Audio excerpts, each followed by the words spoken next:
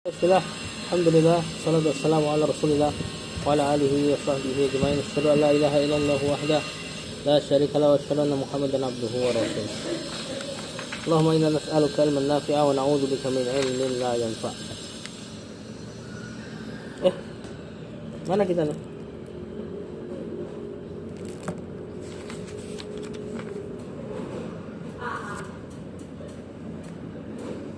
Kita minta izin udah?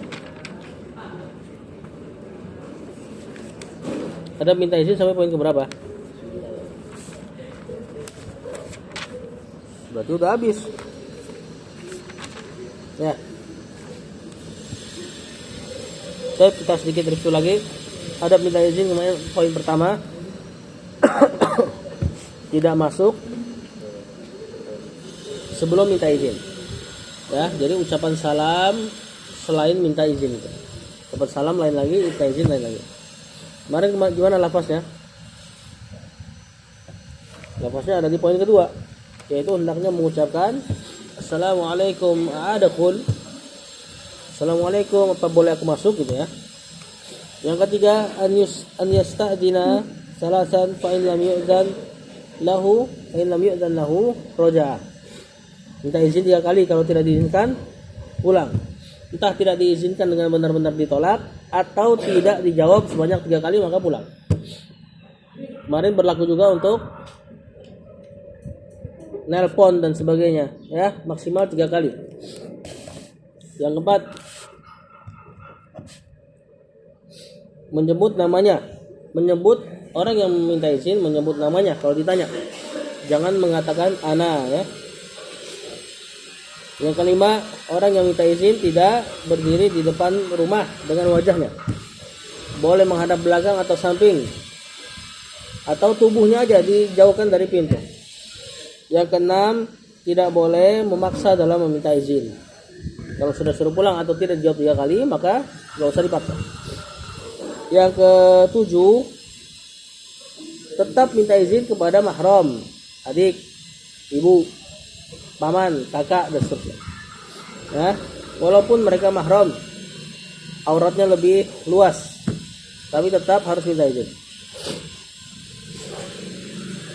8. Isti'dzanul atfal ghairul balighin. Tetap minta izin bagi anak-anak kecil.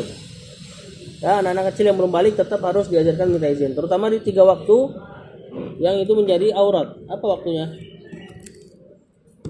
Waktu yang menjadi aurat apa? Sebelum fajar,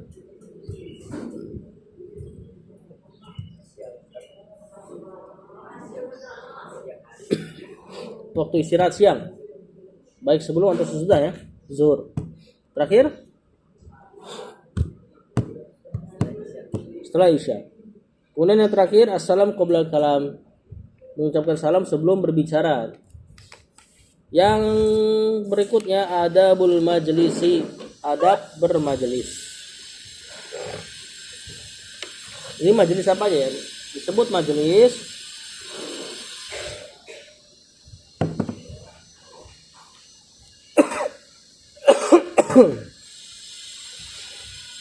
disebut majelis, tentu yang paling utama dipahami adalah majelis ilmu,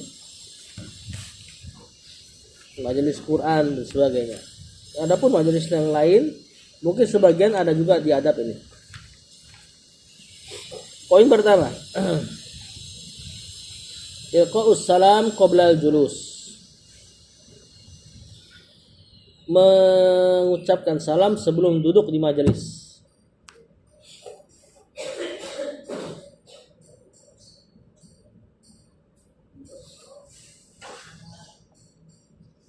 Rawat Tirmidzi wa hassanahu an Abi Hurairah radhiyallahu anhu anna Rasulullah sallallahu alaihi wasallam qala idza intaha adakum ila majlisin falyusallim. Jika salah seorang dari kalian hendak duduk ke majelis, maka ucapkanlah salam. Fa in bada lahu an yajlisa falyajlis. Kalau tampak bagi dia ada tempat yang pas untuk duduk, maksudnya udah sampai situ aja tuh mentoknya duduk tuh. Kan tempat paling afdal untuk antum bermajelis, duduk di situ adalah yang paling dekat dengan pengajar. Sebagaimana hadis Jibril. Cuma kalau sudah mentok, semua sudah rapat di depan, ya. Dan untuk melangkah ke depan perlu ngelangkahin pundak, nggak usah. Makanya kata Rasulullah SAW, fa'in badalahu an yajlisa falyajlis. Jika sudah tampak tempat yang sekiranya dia bisa duduk situ, nggak bisa lagi ke depan, udah duduk di situ. Nggak usah maksain ke depan, sampai mikir-mikir misi. Ya. Summa idza qoma. Kemudian jika seseorang keluar dari majelis, falyusallim, salam lagi. Walaysat al-ula bi ahaqqa minal akhirah. Dan yang pertama tidaklah lebih berhak daripada yang terakhir. Maksudnya ucapan salam yang pertama enggak lebih ditekankan daripada yang terakhir. Yang terakhir apa? Yang berpisah. Maksudnya adalah antum berpisah itu lebih berhak untuk ngucapin salam daripada ketika datang. Sunnahnya tetap ngucapin salam ketika datang, ketika keluar. Sunnahnya tetap ngucapin salam ketika datang majelis dan ketika keluar majelis. Tapi yang keluar lebih ditekankan. Paham nggak? Jadi kalau antum masuk misalnya enggak ngucapin salam, ya kurang lah. Tapi kalau antum pas keluar berpisah enggak ngucapin salam, lebih kurang lagi. Kalau antum sudah masuk ngucapin salam, alhamdulillah bagus. Ya. Ketika berpisah ngucapin salam lebih bagus lagi. Jangan sampai pas masuk ngucapin salam, pas keluar enggak. Padahal yang keluar lebih ditekankan untuk ngucapin salam. Nah, sekarang salamnya kepada siapa? Itu lagi majelis ilmu kayak gini. Tiba-tiba nimbrung orang. Kepada siapa dia salam? Nanti lihat. Kalau misalnya pemateri ngeliat dia, seperti ustadz yang ngeliat dia, gak apa-apa dia salam ke semuanya. Kalau ustadznya lagi jelasin bla bla bla bla bla, antum baru masuk, antum salam sekedar yang antum dekat saja pada tempat duduknya. Jangan sampai sudah telat, ini kan misalnya telat tuh, masuk satu majelis, ustadz lagi nerangin, antum assalamualaikum, akhirnya ustadznya lagi nerangin, terganggu dengan suara itu, dia jawab salam, nanti fokusnya buyar, ada perkara yang mau disampaikan nanti lupa. Begitupun pas keluar misalnya antum mau berpisah duluan, maka ucapin salam sekedar situ saja. Antum mau ngapain? Pakai. Ya, antum misalnya pas mau keluar dari majelis, jangan pertama antum mengucapin salam ke ustadznya lagi, nanti buyar lagi, maka sekitar situ saja. Ya, ini kalau majelisnya masih berlangsung. Kalau majelisnya sudah selesai, alhamdulillah, tinggal ucapin salam kepada teman-teman. Paham nggak? Jadi lihat maslahatnya. Ucapin salamnya kepada siapa, keluar mengucapkan salam juga kepada siapa, lihat. Kalau misalnya sekiranya ganggu, maka kecilin, sempitkan. Misalnya ke Umar, misalnya sekarang mau keluar nih, ya, ana lagi jelaskan sesuatu, maka salam ini sama si Asbi misalnya, ya, paham? Begitu langsung masuk, pas masuk duduk samping Ibrahim, ana lagi jelaskan, salamnya sama Ibrahim aja, ya, nggak perlu satu majelis, kecuali majelis belum mulai atau majelis sudah selesai, atau silakan ucapin salam, nggak akan ganggu insyaallah. Ini yang pertama. Adab yang kedua, al-julus, duduk haitsu di mana yantahi bikal majelis. Duduk di mana engkau berakhir pada majelis tersebut. Maksudnya adalah antum duduk di tempat yang sekiranya paling mentok tadi, gimana ya jelaskannya? Bahasanya susah ini. Duduk di tempat yang mudah lah bagi kita. Tadi udah dijelaskan, tempat duduk paling afdol, tempat yang paling dekat dengan pengajar. Ini juga nanti majelis bagaimana hari Jumat ya, antum duduk di dekat imam disukai. Cuman kalau misalnya nggak bisa ngelangkah ke depan lagi karena penuh, udah cukup duduk situ. Itu intinya. Inti hadis ini. Inti poin ini ya, duduk sebatas apa yang lapang buat antum. Apa yang Allah kasih lapang buat antum. Kemarin menarik Ustaz Abdurrahman Dani bahas masalah tempat duduk paling afdol di sholat Jumat. Dia bilang gimana? Saf depan apa dekat imam?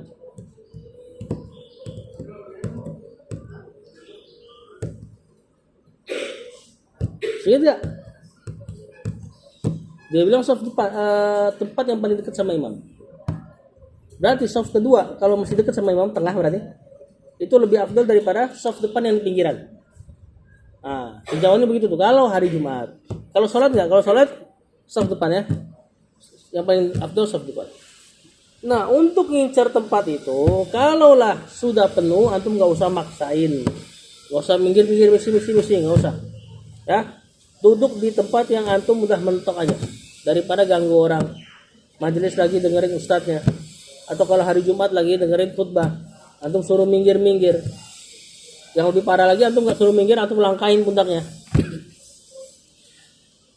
Nah, maka ini nggak perlu. Kata penulis, dia membawakan hadis Tirmidzi wa qala hasan sahih gharib an Jabir bin Samurah dari Jabir bin Samurah qala kunna idza ataina an-nabiy sallallahu kami dulu jika datang kepada Nabi sallallahu jalasa ahaduna haitsu yantahi salah seorang dari kami duduk di tempat di mana kami berakhir. Ya maksudnya duduk di mana ia mentoklah di situlah. Ya, bahasa ininya intinya dia duduk sebatas apa yang dia mampu. Gak usah maksa-maksain.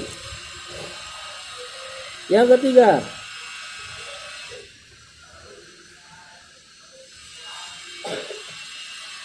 an la yuqima rajulan min majlisihi wa yajlisu fihi. Tidak boleh memberdirikan seseorang dari tempat duduknya lalu dia duduk di tempatnya.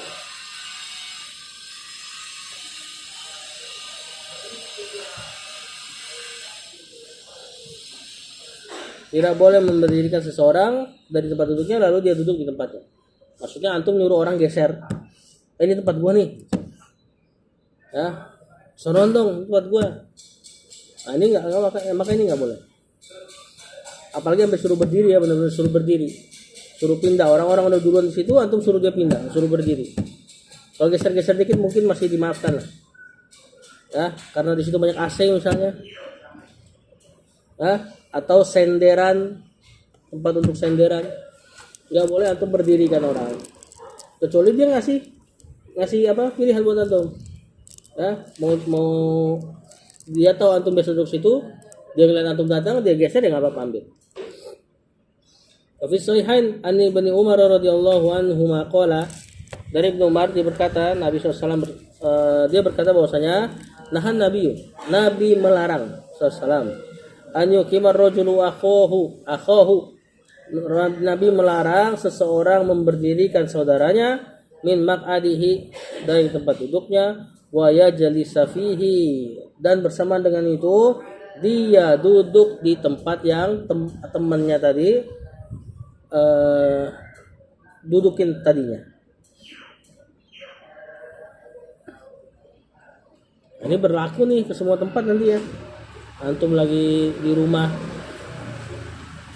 keluarga di ruang tamu, adik antum sudah duduk biarin. Termasuk di masjid, antum baru datang ke masjid, anak kecil kalau sudah duduk di depan biarin, gak usah ditarik ke belakang. Kecuali antum tahu dia bakal buyar-buyaran sholatnya ntar, ya, atau wudunya nggak jelas, atau udah tahu nih wudunya nggak jelas asal-asalan, yang basah cuma palanya. Nah ini kan nanti mutus soft. Kalau antum tahu dia anak kecil yang tertib, walaupun kecil, dia udah ambil depan, udah biarin. Ya, berlaku ke semua tempat ini. Masalah ini nggak boleh rebut tempat orang yang sudah datang duluan. Yang keempat, al-ifsahu lil qadimi, berlapang untuk yang baru datang. Nah ini penting nih. Tadi yang baru datang disuruh jangan gerecokin yang udah datang, ya kan? Jangan diberdiriin, jangan dilangkahin, jangan suruh geser-geser. Itu buat siang baru datang, adabnya dia begitu. Nah, untuk yang baru datang, Allah dan Rasulnya ajarkan untuk mereka ngelapangin tempat. Ya, misalnya antum lagi duduk, ada orang datang, kemudian antum boleh geser tanpa dia harus melangkah dulu, tanpa dia harus geser-geserin orang, tanpa dia harus bangunin orang. Antum yang geser, lihat seimbang jadi, sama kayak ini. Orang miskin disukai untuk nggak minta-minta. Walaupun dalam keadaan yang susah, kecuali memang benar-benar tertimpa musibah besar mendadak dan minta-minta bukan jadi profesinya. Kalau sekarang kan jadi profesi tuh. Banyak dia duitnya dari kita. Tuh tukang minta-minta. Misalnya ada kondisi orang miskin tertimpa musibah. Benar-benar tertimpa musibah dadakan. Dia nggak ada apa-apa lagi yang harus dia minta. Harus dia pakai kecuali dengan minta. Nah, tapi hukum asalnya orang-orang seperti ini atau seluruh kaum muslimin tidak disukai untuk minta-minta.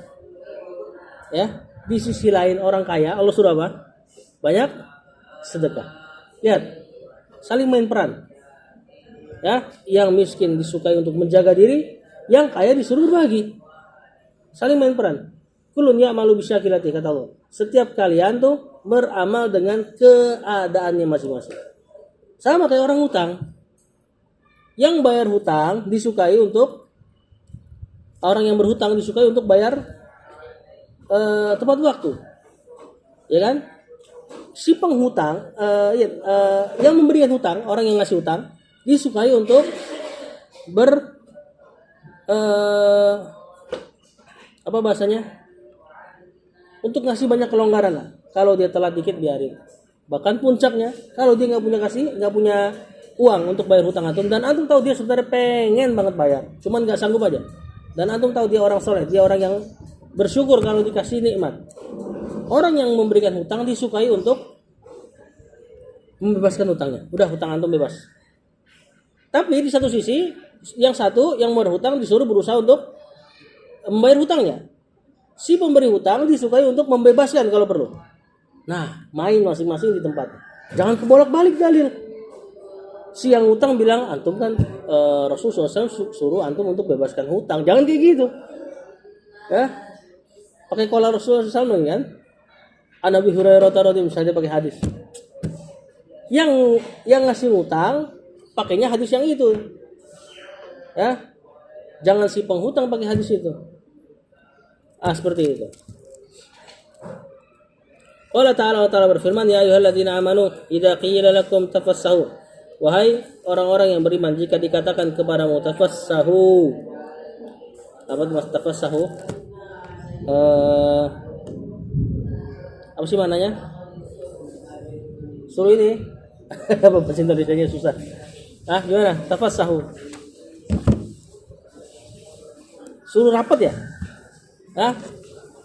Rapat lah. Apa gimana ya bahasa Indonesianya? Coba kita lihat di terjemahan.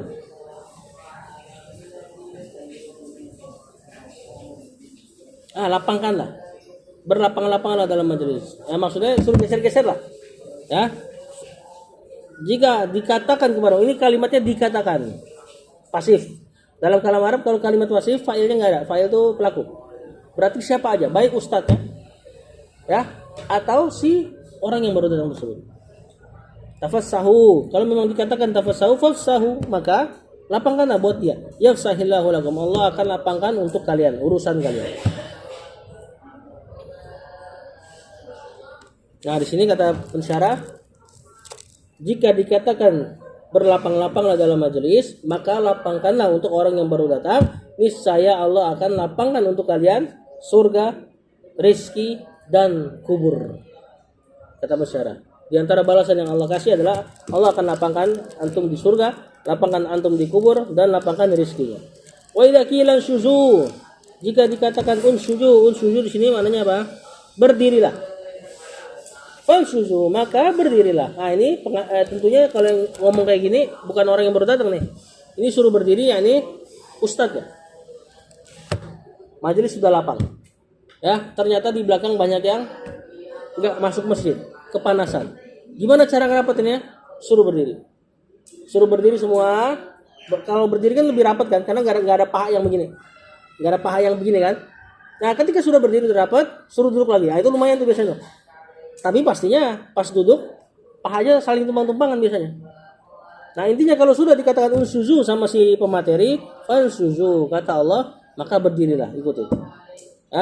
Yarfa'illahu alladziina amanu. Niscaya Allah akan mengangkat orang-orang yang beriman minkum di antara kalian. Walladziina utul ilma darajat. Dan Allah mengangkat orang-orang yang diberi ilmu beberapa derajat. Wallahu bima taf'aluna khabir, dan Allah terhadap apa-apa yang kalian lakukan maha teliti, maha mengetahui dengan teliti.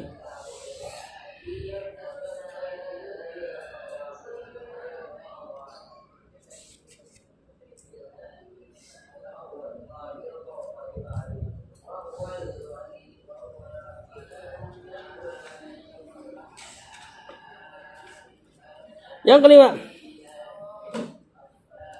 la yajlisu bainas naini illa biiznihima. Tidak boleh duduk di antara dua orang kecuali dengan izin dua orang tersebut. Antum tahu lah, beberapa tempat tuh ada orang yang datang selalu berduaan. Besti dia. Kayak lato-lato, enggak bisa lepas. Ya. Orang-orang kayak gini antum jangan seringin duduknya. Ya, kecuali udah diizinin sama mereka berdua. Misalnya siapa? Kayak siapa? Kalau di sini ada gak?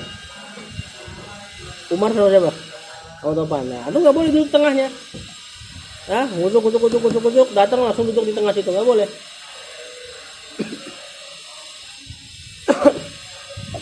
Kecuali diizinkan.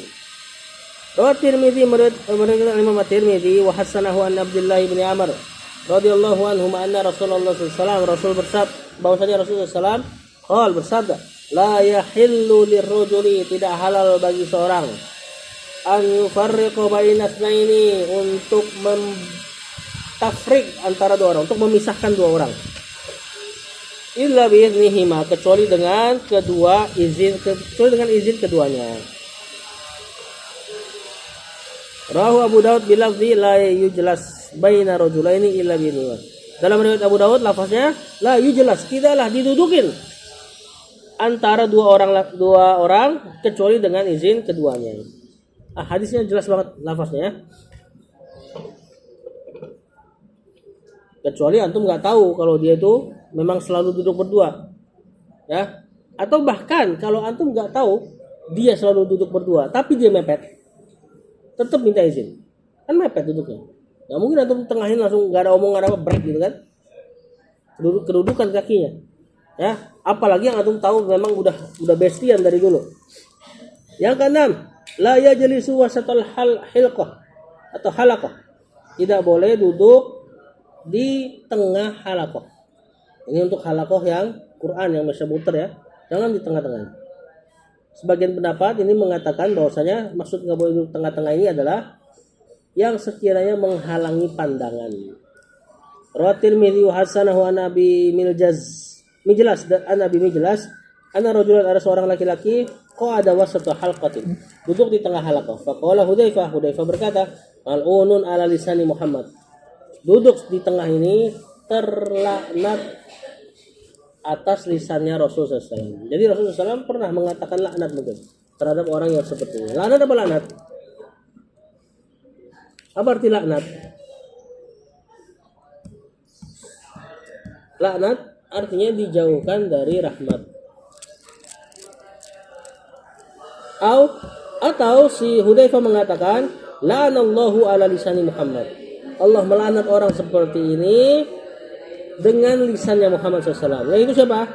Man qa'ada wasatal halqati. Man qa'ada wasatal halqati. Orang yang duduk di tengah halaqah.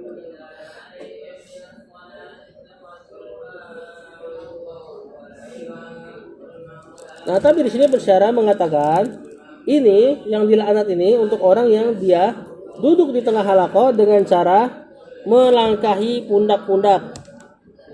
Ya, kemudian dia nggak mau duduk di tempat yang seharusnya buat dia tadi, yang di poin kedua tadi, duduk di tempat yang mana dia dapat aja gitu. Nah, ini dalam syarat dijelaskan ini. Maka yang seperti inilah yang dilaknat karena ganggu orangnya, bukan karena duduk di tengahnya. Bisa jadi juga sebab dilaknatnya adalah dengan dia duduk halaqah di tengah-tengah, dia ngalangin pandangan orang. Dulu nggak ada meja, ya, majelisnya di bawah, setara sama si pengajarnya. Atau mungkin sekedar duduk aja, duduk di atas gitu ya. Jadi di tengah terkadang mengganggu. Di sini kata pensyarah seperti itu. Yang ketujuh, idza qama min majlisihi thumma ada ilaihi fa huwa ahaqqu bihi. jika seseorang berdiri dari tempat duduknya, kemudian dia akan kembali, maka itu tempat duduk lebih berhak untuk orang yang tadi datang. Antum sudah datang, sudah taruh sejadah di situ, kemudian pengen pipis, kemudian setelah pipis wudu balik lagi, antum lebih berhak untuk nempatin tempat itu. Ya, makanya ditandain tuh biasanya tuh. Kalau seperti ini. Rawah Muslim an Abi Hurairah. Meriwayatkan Imam Muslim dari Abu Hurairah anna Rasulullah sallallahu alaihi wasallam qaal, "Idza qama ahadukum min majlisi." Jika salah seorang dari kalian berdiri dari majelisnya, summa raja, kemudian dia akan kembali ilaihi kepadanya, fa huwa ahqqu bih, maka dia lebih berhak untuk tempat tadi yang dia sudah ambil. Nah, ini untuk orang yang sudah datang duluan ya. Orang yang sudah datang duluan terus dia pergi, tempatnya masih berhak punya dia, jangan diambil. Ini untuk antum pelajaran, maka antum jangan ambil tempat orang yang sudah nandain. Seperti pasangan biasanya. Datang kemudian dia taruh sejadah di situ, kemudian dia ke belakang, ya udah. Tempatnya jangan diambil. Kecuali sampai iqamah. Kalau iqamah kan harus rapat. Ya enggak mungkin antum kosongin di situ. Ya. Nah, dari diri antum sendiri, jangan juga keterlaluan kalau mau ngetekin tempat. Ada sebagian orang ngetekin tempat, ya, dia sholat isya, taruh sejadah, buat besok sholat subuh. Bahkan sebagian orang enggak pernah dipulangi sejadahnya, sejadahnya ditaruh di masjid selamanya tuh. Ada yang kayak gitu. Biasanya sering terjadi hari Jumat subuh orang sholat. Habis sholat subuh dia taruh sejadah di situ biar nanti Jumat dia di situ. Nah, ini nggak boleh. Ini udah pulang, udah benar-benar pulang ini. Ini maksudnya sekedar kembali pergi karena ada hajat tertentu. Bukan yang kayak gitu modelannya.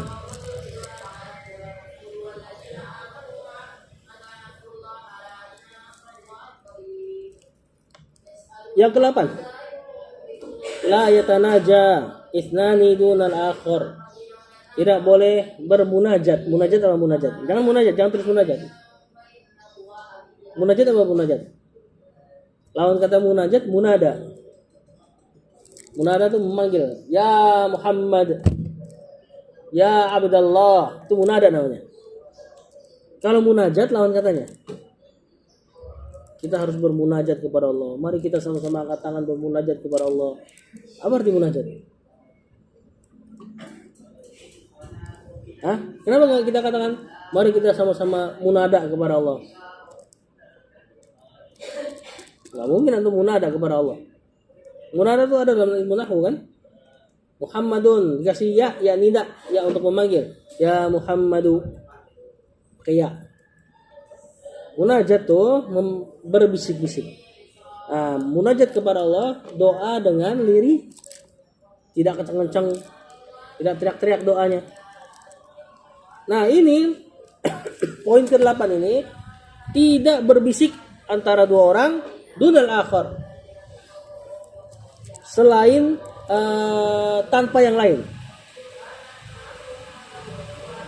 Tambahin, jika bertiga. Tidak boleh berbisik antara dua orang tanpa yang lain jika bertiga.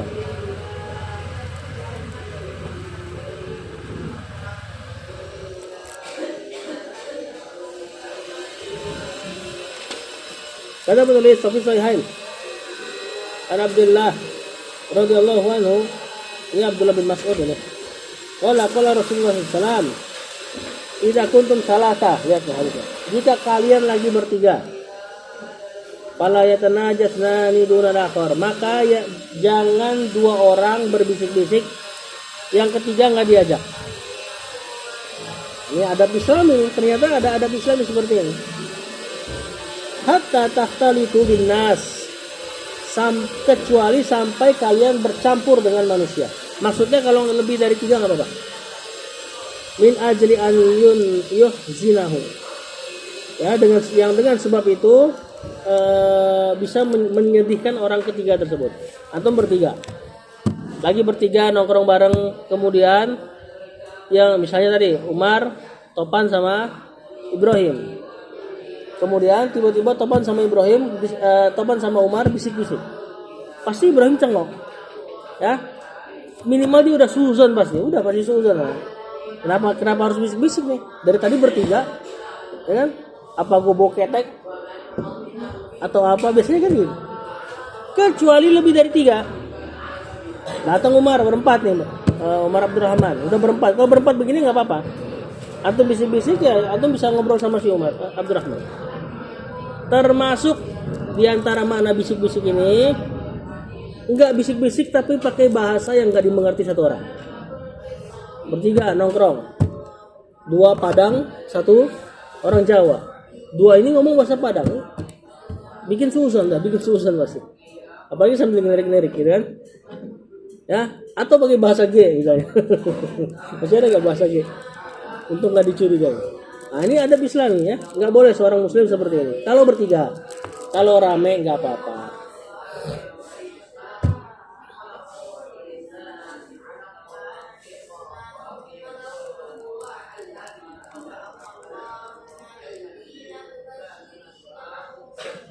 Yang ke-9, la yaqud, tidak boleh duduk qid'atal maghdubi alaihim, dengan gaya duduk yang dimurkai. Qid'atal maghdubi alaihim, dengan cara duduk yang dimurkai, dengan gaya duduk yang dimurkai. Isim kalau di atas wazan fi'latun itu ada arti cara. Misalnya fa idza qataltum fasinul qitlah. Qitlah berarti artinya cara bunuh. Wa idza dzabhtum fasinul dzibha. Dzibha artinya cara zabah. Ini tidak boleh duduk qidah. Qidah dari kata qa'ada yaqudu, duduk. Berarti jangan duduk dengan cara duduk yang dimurkai. Gimana cara duduk yang dimurkai? Saya belum tahu duduk kayak gimana yang nggak boleh.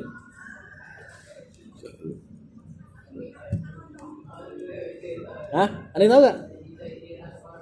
Bukan duduk nggak sopan ya. Kalau duduk nggak sopan, misalnya ngengkang dan sebagainya, ya itu udah pasti dimurkai. Maksudnya ada gaya duduk yang itu jadi gaya duduknya syaitan.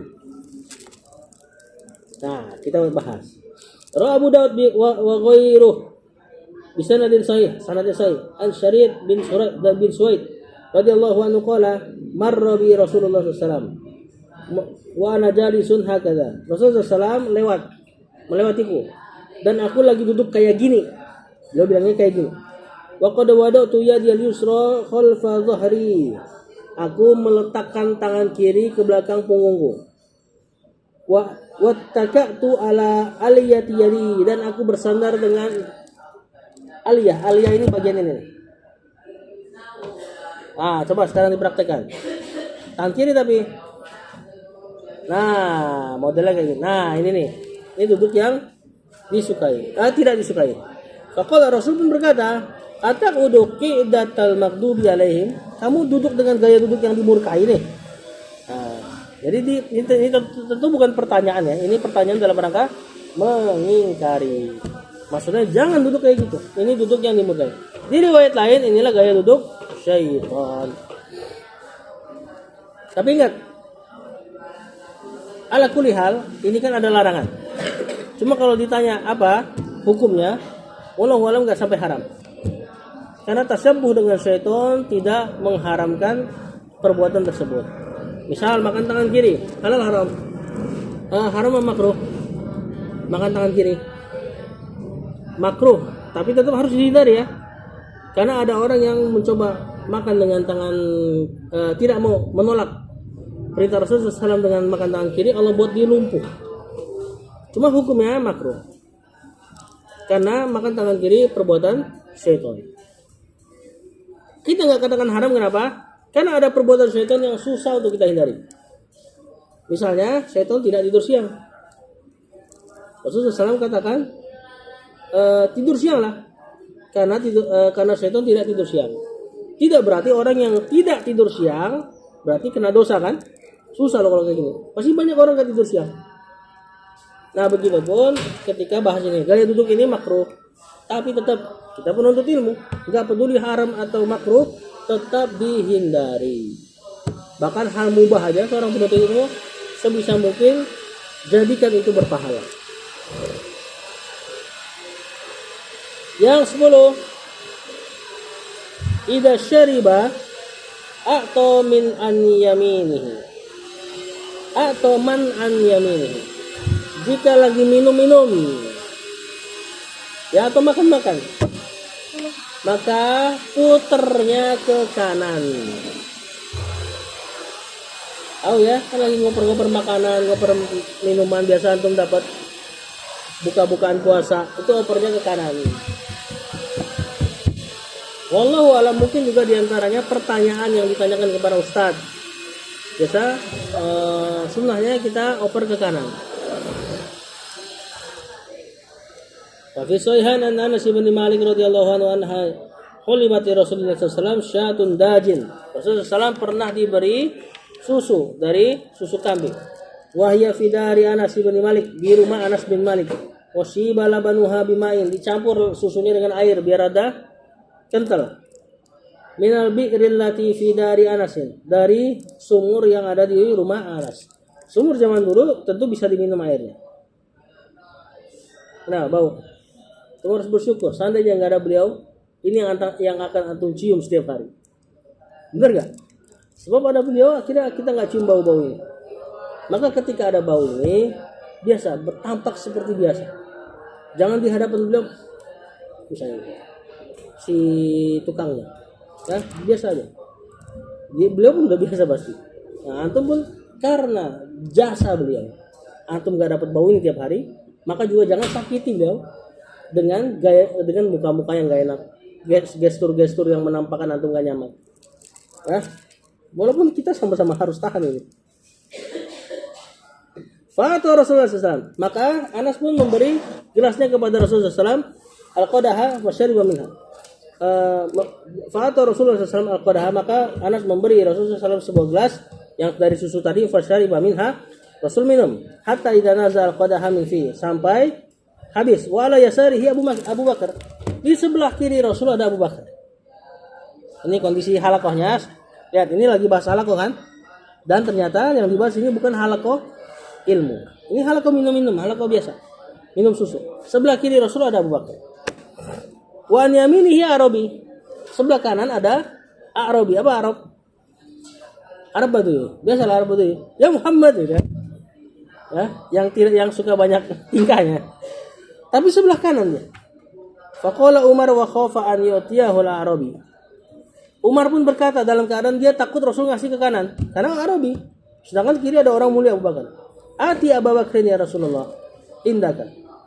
Kata Abu Umar, berikan kepada Abu Bakar ya Rasul sallallahu yang ada di sisinya. Fa'tahu al-Arabi, Rasul sallallahu tapi kasih ke Arab ini. Alladzi ala yamini, yang ada sebelah kanan. Summa qala, kata Rasul sallallahu al-aiman fal aiman, ke kanan dan ke kanan. Kanan dan kanan terus. Nah, begitu pula wallahu a'lam tadi.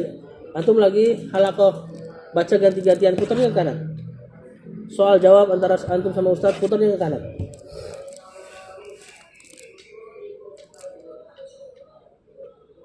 Nah, ini karena sebab memuliakan kanan atas kiri ya. Begitupun pada perkara-perkara yang lain. Yang ke-11,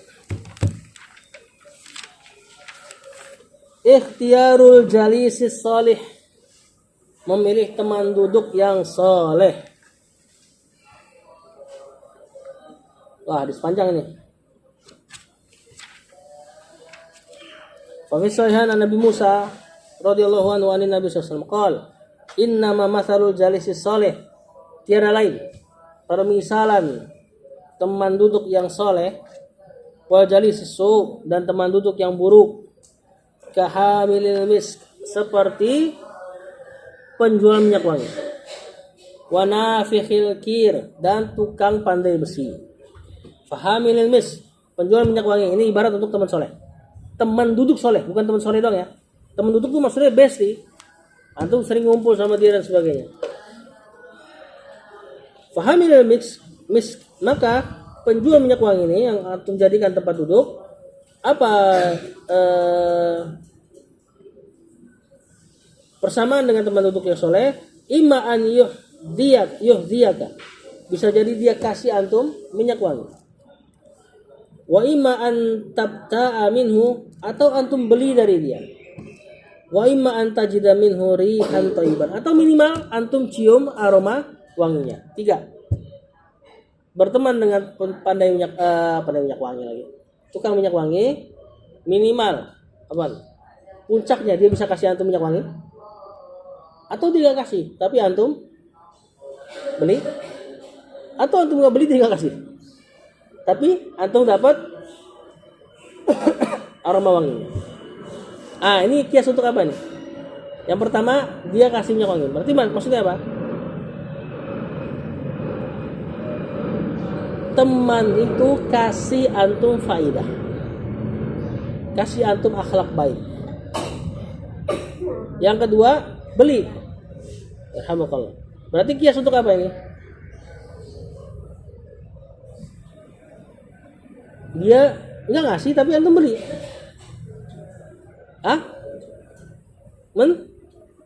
Menurut bukan. Tadi kalau dia ngasih seperti teman antum tiba-tiba ngasih faidah. Ngasih faidah ilmu, ngasih faidah akhlak. Kalau sekarang dia nggak ngasih faidah, tapi antum minta sama dia, minta faidah, minta nasihat, minta ajarin. Ini ada effort dari antum kan? Sebagaimana antum beli minyak wangi ada effort nggak? Apa effortnya? Duit.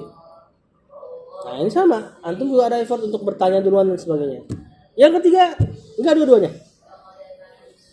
dua-duanya, tapi tercium aromanya. Apa ini? Kalau untuk teman soleh apa? Apa kiasnya maksudnya? Kok tercium aromanya? Lihat perilakunya. Enggak, itu nanti dapat faedah berarti. Ini nggak dapat apa-apa kecuali antum cuma cium aromanya aja. Terus pas keluar antum wangi tau gak? Karena habis dari tempat minyak wangi, padahal nggak dikasih nggak beli, tau wangi. Apa tuh? Kias buat apa?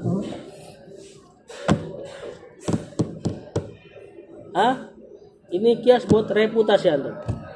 Antum yang sering berteman dengan anak soleh, antum gaulnya sama imam-imam masjid, padahal antum abatasa. Insya Allah tetangga akan lihat antum, masya Allah. Paham nggak? Ini 3 faedah yang antum dapat dari berteman dengan orang baik. Entah dia kasih faedah, atau antum belajar dari dia, atau minimal antum dianggap baik. Alhamdulillah. Nah, ini udah pasti nih. Wa nafiqul khair. Ada pun tukang pandai besi ini, tukang pandai besi yang dimaksud kayak tukang pedang dan sebagainya. Bukan berarti profesi ini buruk ya, ini profesi yang bagus. Cuma ini lagi dijadikan perumpamaan aja. Ima an yahrika thiyabaka. Bisa jadi apinya membakar baju. Wa imma an tajida rihan khabithatan. Dan bisa jadi engkau dapati bau yang busuk. Nah, ini umpama untuk apa? Apinya membakar baju.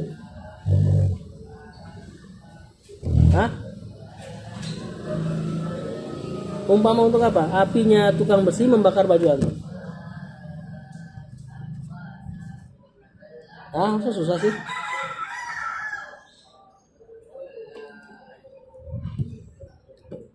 Umpama untuk apa ini? Antum berteman dengan orang buruk seperti antum lagi ke pandai besi. Pas datang nggak taunya apinya ngebakar baju antum. Ini umpama untuk apa?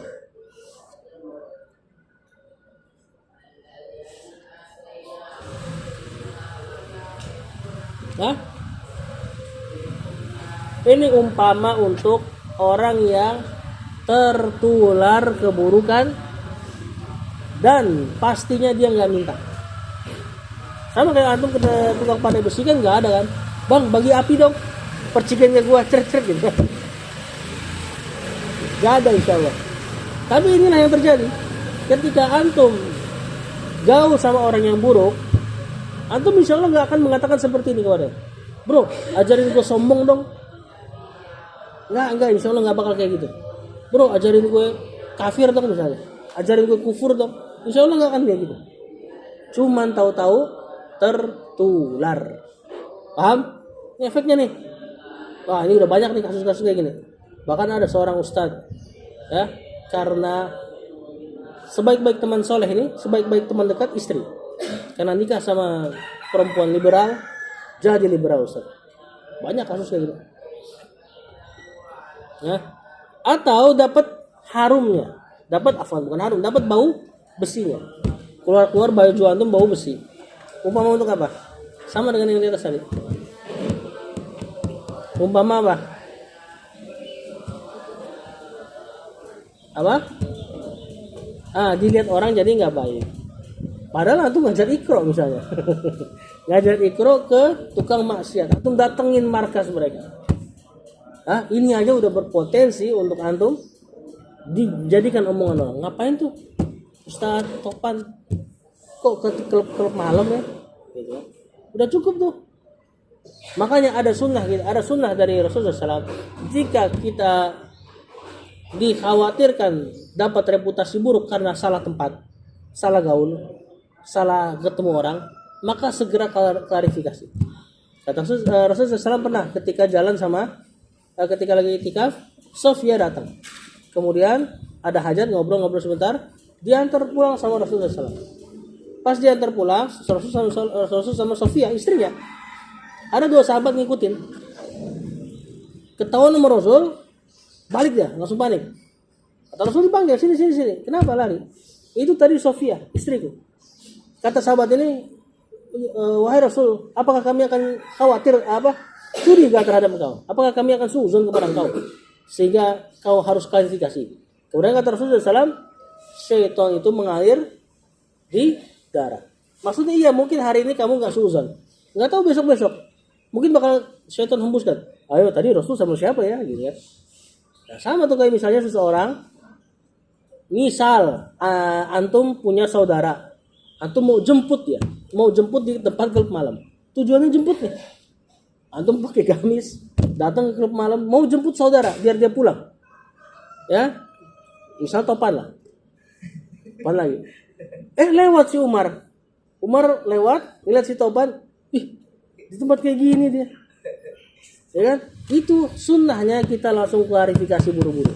Panggil Umar di sini, kasih tahu, ini saya mau jemput. Ini buktinya nih, saya chat ya.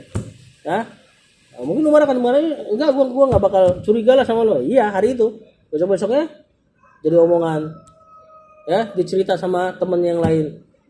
Masa kemarin tuh ngeliat si Topan di sini. Pertama nggak curiga tuh, sampai kedua, dia juga nggak curiga. Cuma cerita aja ke Ibrahim. Cuma Ibrahim curiga nggak? Curiga.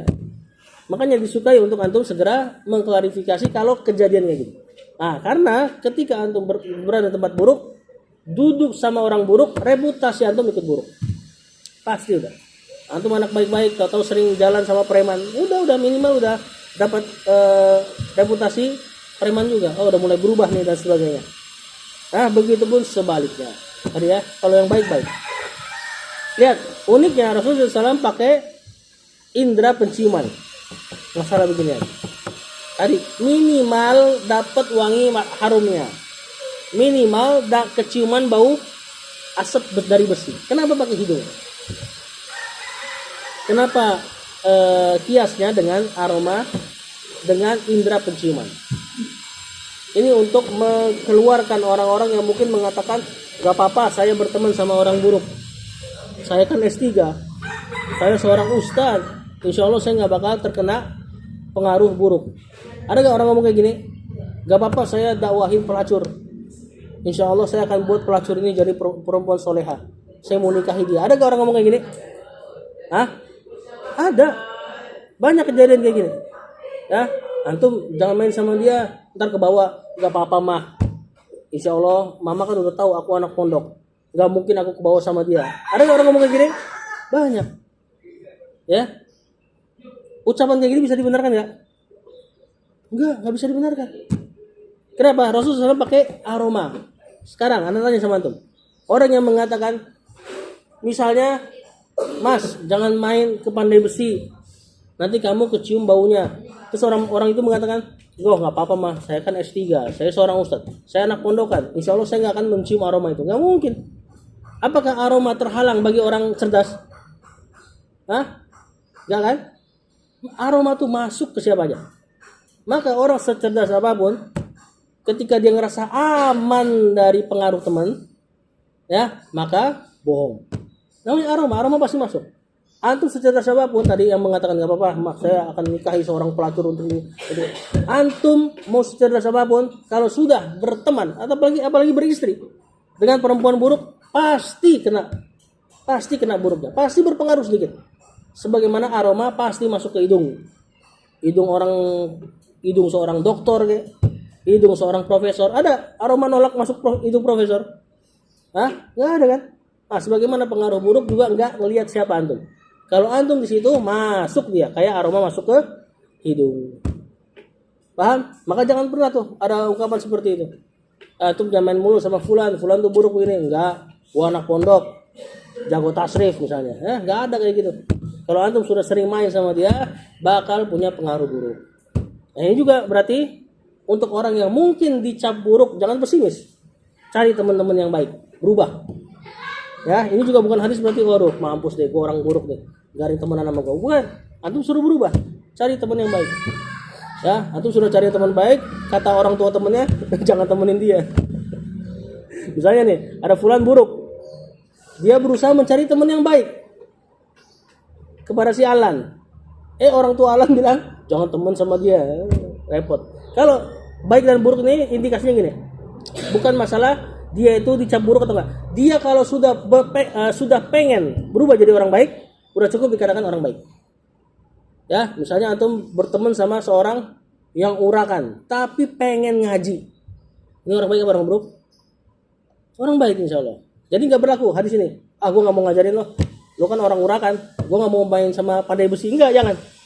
Ya, ini sudah orang pengen ngaji, udah mulai pengen perbaiki diri, maka dia sudah dihitung baik. Nah, maka untuk orang-orang yang mungkin dianggap buruk sama masyarakat harus berubah. Cari teman yang baik dan azamkan bahwa dia harus berubah juga menjadi baik dengan cara mengubah penampilan dan sebagainya. Wallahu a'lam. Jadi sampai poin berapa tadi? 11 dulu ya. Nabi sallallahu alaihi Muhammad wa ala alihi washabbihi wasallam. Oh ya, afwan, ada tambahkan satu lagi. Kisah seorang ulama yang dia mau menikahi seorang perempuan. Ini ulama cowoknya jelek luar biasa. Ulama ahlus sunnah. Ceweknya seorang khawarij. Tahu khawarij ya? Yang gampang kafirin kaum muslimin, yang dia suka berontak, yang dia suka jadi teroris. Cantik luar biasa nih khawarij ini. Perempuan. Dinasihatin sama teman-temannya, jangan nikahin fulanah, jangan nikahin fulanah. Ya. Akhirnya dia nikahin.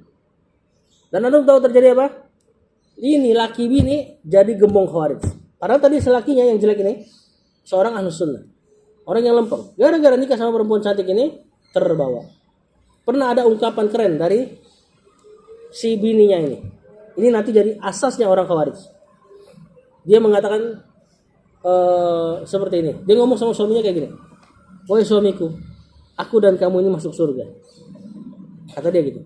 Kata suaminya, kenapa kamu ngomong gitu? Kata istrinya, aku masuk surga lewat jalur sabar karena bersuami seperti engkau. Mau nggak? Jelek suaminya. Dan engkau masuk surga dengan jalur syukur karena engkau punya istri seperti aku. Ini ucapan benar nggak? Ada benarnya tentu. Sabar dan syukur bisa jadi peluang untuk masuk surga. Cuman pantas gak diucapin oleh seorang istri kayak gini ke suami? Gak pantas. Pantas gak diucapin oleh seorang yang ngerasa lebih hebat daripada orang yang di bawahnya? Kan dia ngerasa lebih hebat berarti kan secara fisik. Aku masuk surga sebab aku bersabar karena dapet cowok kayak kamu gitu. Tapi dia bersabar. Dan kamu masuk surga karena bersyukur dapat perempuan cantik seperti aku. Nih nanti asasnya khawarij, asasnya orang-orang yang ekstrim kiri, suka ngafirin orang, asasnya adalah merasa hebat dan merendahkan orang lain. Ini udah jadi asasnya nanti. Asas besarnya mereka. Ya, wallahu a'lam. Sallallahu alaihi Muhammad wa ala alihi wasallam.